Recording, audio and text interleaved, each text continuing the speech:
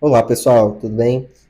Recentemente eu postei um vídeo falando sobre a importância de se ater, de cumprir o básico, né, dentro do gerenciamento de projeto, utilizando as três premissas, as três bases do triângulo de ferro clássico, né, o tempo, o custo e o escopo. E hoje eu só vou confrontar essa ideia em relação à questão do desafio do gerente de projeto, né? O que leva, às vezes, os projetos a não atingirem as suas metas, não atingirem as suas expectativas. E a primeira ideia que a gente tem que pensar é o seguinte: bem, as pessoas em geral, exceto em circunstâncias específicas, vão tender a fazer o seu melhor e vão tender a querer o melhor resultado. Aquela velha premissa do falado até por filósofos: ninguém sai de casa com o intuito de errar. Porém, os projetos normalmente são desafiadores. E dentro dos desafios, muitas vezes as condições que estão impostas impede talvez o seu sucesso. A gente não pode, com base num projeto, avaliá-lo, o sucesso, sem considerar os seus resultados.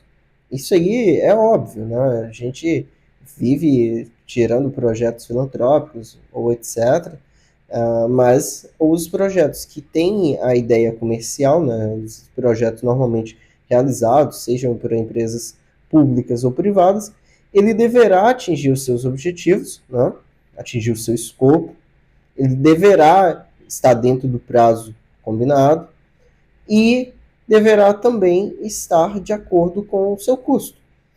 Quando a gente tem fatores que fogem do aspecto de limite da competência, ou limite do trabalho realizado pelo gerente de projetos, a gente pode estar falando de fatores externos que impossibilitam, dadas as condições que está ali, que se dá o projeto, a sua correta realização, ou que ele atinja os seus prazos de uma maneira específica.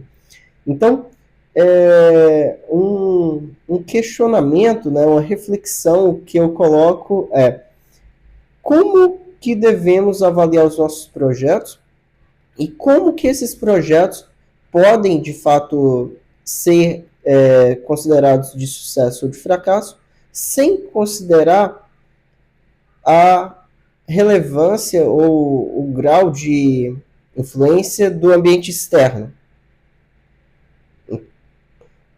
Como que eu posso avaliar se um projeto foi bem gerido ou não, se ele foi bem conduzido ou não pelo gerente, sem considerar fatores externos a este?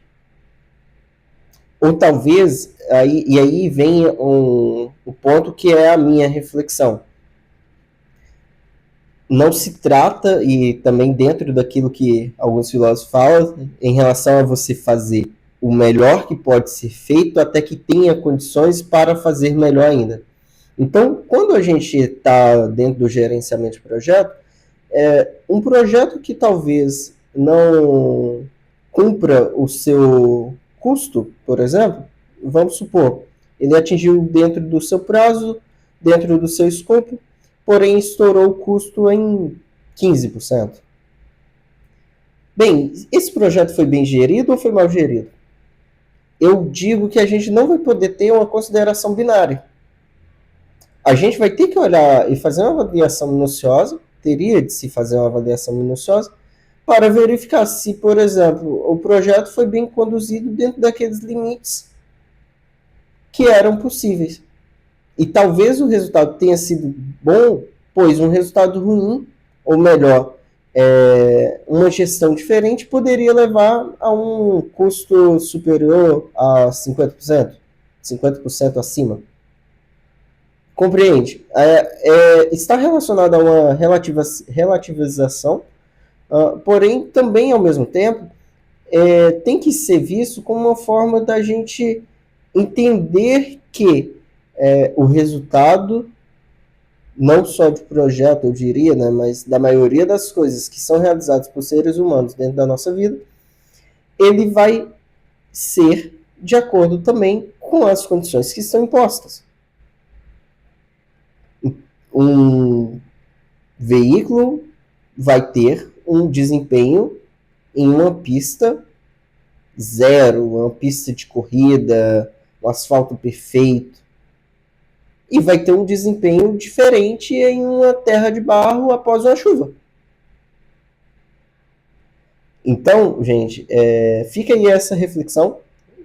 E breve, novidades, breve, muito mais.